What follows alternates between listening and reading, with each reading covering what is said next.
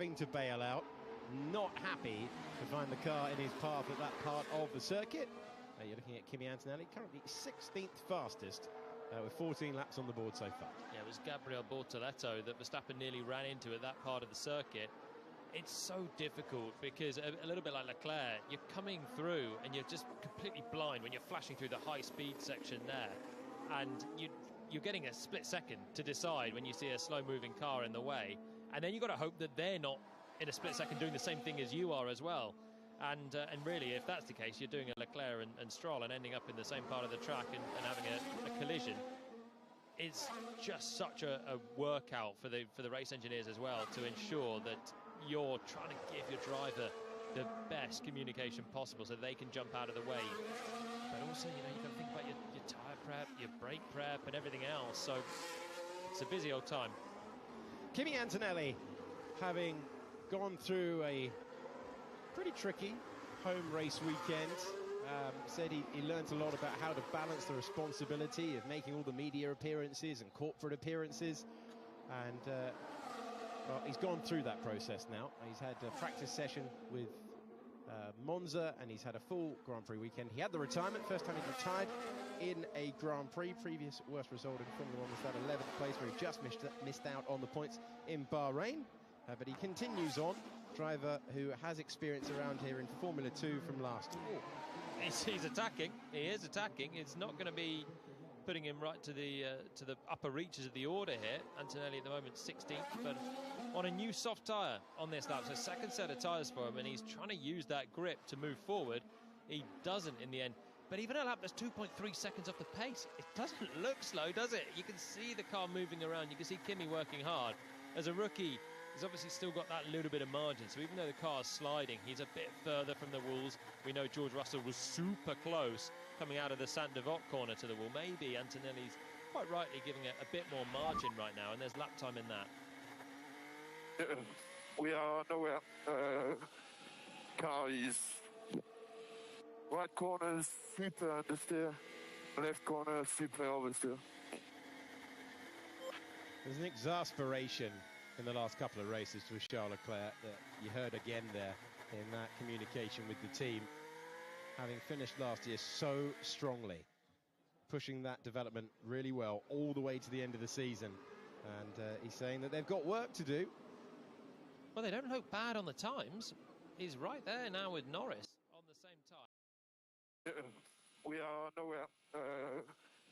Car is right corner super understeer, left corner super oversteer.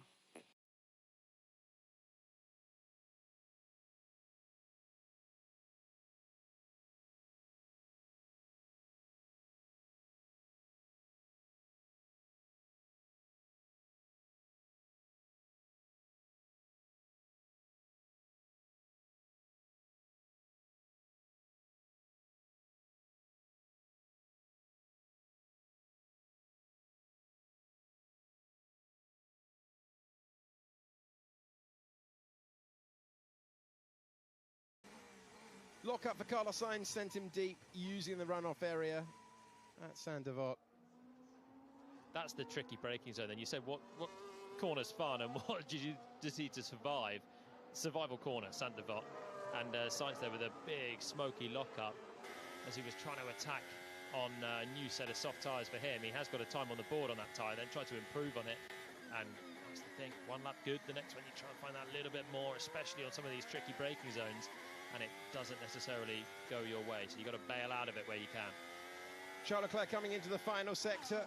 He's not happy with the balance of the car, but he'll be happy with the times that he sees at the moment. He's coming round the final two corners of the racetrack, through the Rascasse and into Anthony Nogues. The final corner has been completed, and he goes over the line, and he goes to the top of the timing page. So I am getting a little bit excited for Ferrari at this point, because if he's not feeling like the car's good, and it is good, then that's encouraging, because there's still balance to be worked on. He can still find a little bit more. And we know Leclerc is a Monaco specialist. His form around this circuit is unbelievably good. Hamilton is also very good around this circuit. So between them, if they've got a car that works, and it looks like it, to the times, is doing that, even if Charles isn't particularly happy with the balance, it's very encouraging. Hamilton is on a new soft tyre. That's his first lap on it as he makes a small improvement. He's still got 7 tenths to find to Leclerc, but the tyre might actually get better in the next couple of laps. Okay, on board with the Williams, and Carlos Sainz has gone again. Sam, what have you got to remark on so far? Yeah, I just wanted to pick up on what Jolyon was talking about. I've been going through some of the interviews that Lawrence Barretto did, marking his homework earlier today in the show and tell session. He was interviewing Andrea Stella of the McLaren team about what it takes to win the Monaco Grand Prix. And Andrea Stella was saying that he expects Ferrari to be the quickest team around this circuit this weekend. Not McLaren, not Red Bull, and that's not going to help McLaren out. Lando Norris going deep into Saint-Devote. Saw it for Sainz a few moments ago. Norris reversing out of there as well. Got to bail out of the corner early. If you try and make it and you can't make it, you'll be rearranging the front end of your car. New set of meds for Norris. Mediums, not medication, I should say. As Norris does probably what Sainz did. Yeah, different camera angle. I thought he was going to head straight to the barrier with that shot, but no, the track heads to the right and Norris heads straight on, and will save that tyre for another lap, as Sainz did, and managed to retrieve a lap time out of it. Medium tyre not significantly different to the soft. It's the same tyres that we had in Imola. We saw people qualifying on that medium. Hamilton was giving it the beans, wasn't he? Great angles of the drivers pushing on and on. Let's get another one. Alex Brundle's made his way to the Nouvelle chicane. Yeah, standing down on the apex of the Nouvelle chicane. A couple of things really interesting here. You can see that understeer for Charles Leclerc just a few laps ago came through and had to get out of it against that wall on the outside the Ferrari. So if they're quick, they've got a lot of margin in terms of balance. The car not really turning for him in the mid-corner. On the flip side of things, both Mercedes are having to steer wide of this curb on the inside because it's chucking the back of the Mercedes and really costing them time through the exit. Williams looking nice and compliant. There's a huge difference, though, as we see Fernando Alonso come through, in the way the cars are behaving by tyre compound. Anybody on a softer compound can climb this inside curve and still get traction through the exit. A really interesting place to watch the cars. And everything you need to be quick around Monaco really demonstrated in the Nouvelle chicane. Braking, turning in the low speeds, and then traction through the exit. Let's see what Kimi Antonelli's got. See what I mean with the rear of the Merc being chucked around. Antonelli on the softer tyre now, so it's a little bit better for him. New chicane as of 1986. That's quite how old the circuit is here in Monaco. As we see Oscar Piastri coming through. Used to be just a left-right switch next to the wall here. Two drivers found themselves in the drink on the outside, Alberto Ascari and Paul Hawkins in 1965. There are still divers in the pit lane. There are still divers, I should say, in the harbour, ready to pick up drivers who do find themselves in the drink, or rather, they're not for the drivers anymore. Therefore, if you fall off your yacht instead, there's so little chance that you'll find your way into Monaco harbour these days. But one of the newest parts of the racetrack, a very, very historic race track indeed. Great to see the cars attacking it here. Connor Daly gave it a really good go. About in 2012, I want to say that was a race that Alex was in GP3 at the time. Were you in that race, Alex? No, I remember it very well. I was desperate to get points, and he kind of joined the Nouvelle chicane from sort of over in the catch fencing here somewhere. So yeah, people have had a go, but no one successful since 1965. Trust Connor Daly to be the closest as well. He's going at high speed this weekend in another event. One of the best days of motorsport on Sunday, all day long, no matter where you are watching. We are building up to the Monaco Grand Prix, and Adrian Newey is overseeing things. By the way, if you're wondering where Alex Brundle's barrier is there, that place has never had a barrier. A circuit famous for them has never put a piece of Armco across the track there. It's left empty so that if there's a multiple car crash at the chicane, they can push it back where Alex is standing as quickly as possible. It means that we get a great view with him standing trackside. Also, it looks like he's just playing on the racetrack. We're going to see it now. There you go. No barrier at that point. I don't see how you can possibly end up there in a Formula One car unless you try and do a Kimi Raikkonen from Brazil and actually drive into it. Yeah, get completely lost. So there's never been a barrier there. It gives us a great vantage point for the trackside reporting. It also provides us with some of the very best photographs of the year. All the snappers down there looking to get the cityscape in the background and Formula One cars rotating through the Nouvelle chicane. Across the line we go with Alex Albon up to P4, driver whose best result in Grand Prix races this year has been P5. I want to wager that might have been a super close to the wall for Albon. Coming through Anthony knows it. Look at a kind of four-wheel slide out towards the exit of that one. He managed to keep his foot in, obviously, and get a lap time that puts Williams 4th and 5th. With a yellow flag out. Can't immediately see why. No. We're having a scan.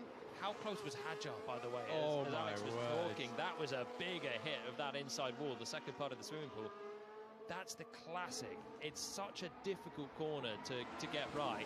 There's a lot of lap time in there. We'll see it here as we watch Colapinto come through. So this is really quick. This corner is really sketchy.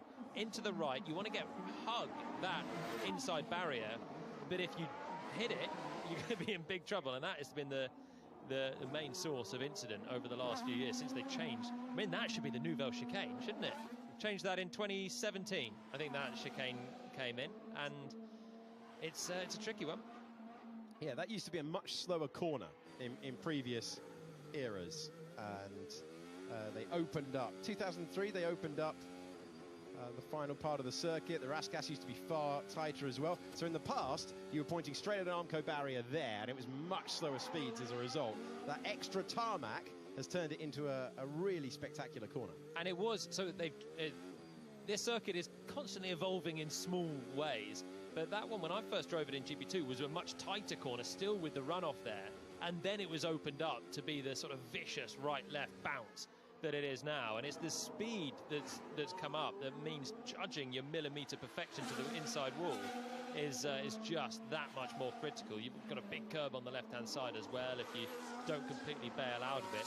It's an intensely tricky corner, and Hadjar, who's just improved to go 9th quickest in the Racing Bulls, was very close to being the first driver to find the barrier there. The Racing Bulls, 8th in the Constructors' Championship so far, but Hadjar will be really pleased to his start to life in Formula One. Stand back in the commentary box. These guys were going slow there.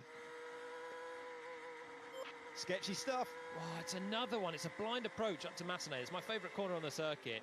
And you've got two cars side by side, pretty much saying hello to each other. I don't know what was going on with those two.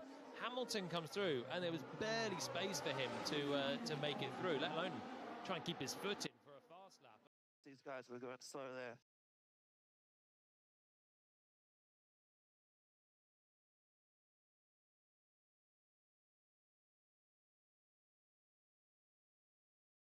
After reporting hitting the wall, is it going to be a brush? Is it going to be a kiss? Is it going to be a full-on strike of the wall? For him to come straight back in and get that inspection, they're looking at the front left. Yeah, feeling the suspension. So it's the front left that clearly has taken a whack. The mechanics checking the rear left as well.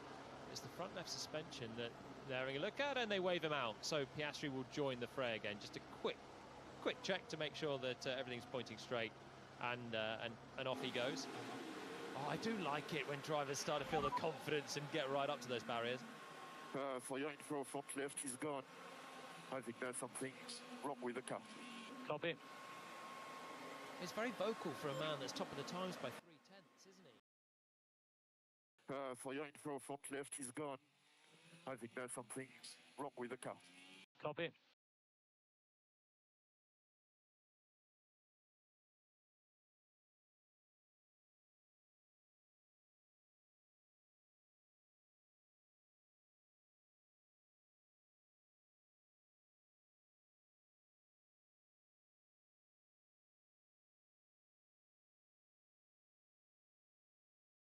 And out of Casino on his new soft, so we'll get a gauge for where Red Bull are at so far today. Max Verstappen saying that obviously they were very, very pleased with the work they did from Friday, where the Red Bull looked really strong. Red Bull looked really poor in Imola and then looked incredibly strong for the rest of the weekend. He said they weren't doing it on purpose, but one of the advantages of that is they now understand the window in which that car needs to be placed. That was in sharp contrast with Charles Leclerc, who was reporting that Ferrari still don't know how to try and get on terms with their qualifying pace deficit. Yeah, Max stopped attacking that. It looked like he had loads of understeer in the middle sector. Norris with a front right lock-up heading into the chicane. So through he goes, and that's the end of his attempt there on a medium. Was a quick lap until that point. Again, medium tyre, similar in performance really to the soft. There was nothing in it, literally. And well, if anything, it was quicker over one lap in Imola. This circuit is not the same characteristics. I'm expecting the soft to be the stronger tyre, but not by a huge amount. Hamilton down to the chicane, and he also skips through.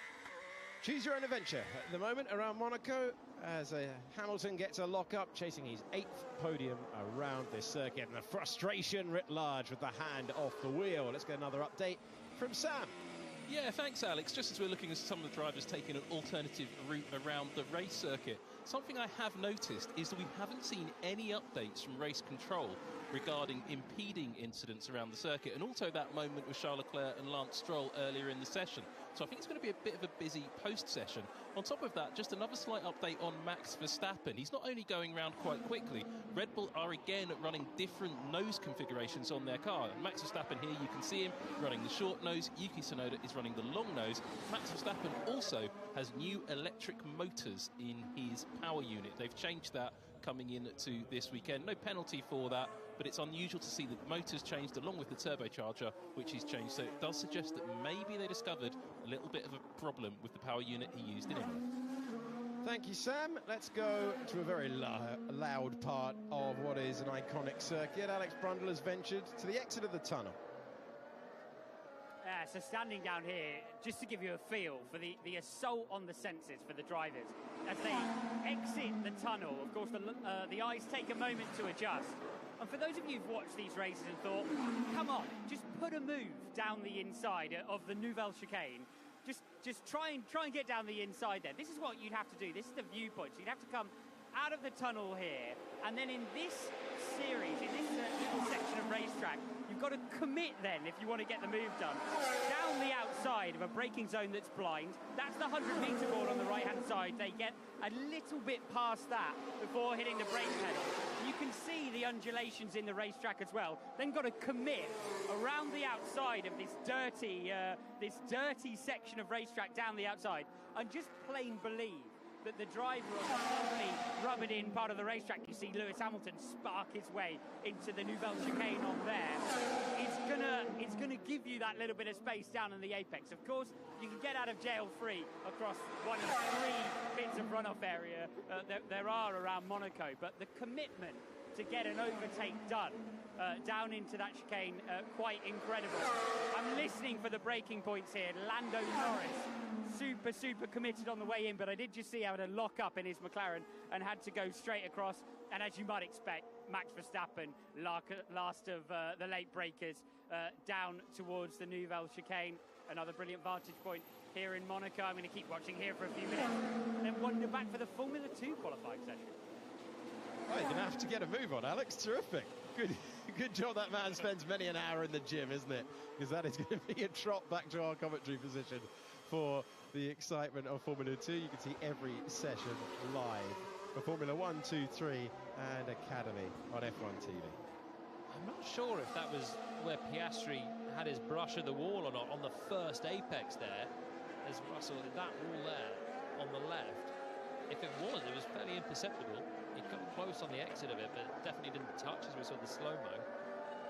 But it was the left-hand side they were checking, and that was a left-hand side barrier. It didn't really seem to affect the car too much as he came through. You won here in the second tier, back when it was known as GP2, now known as Formula 2. At this stage, at the end of the first hour of practice, how are you feeling as a rookie around here, having made the step up from Formula 2 to Formula 1 machinery? Are you feeling confident? Do you know where you need to improve? You know where you need to push later in the weekend? What sort of stage of the process will Antonelli be at with 9 minutes to go? Yeah, I was walking back to the garage from where Alex Brundle's position because I put it in the wall at back, actually. So they've done better than I did as a rookie. So I came here, I had such high confidence because I won a couple of times in GP2. I love the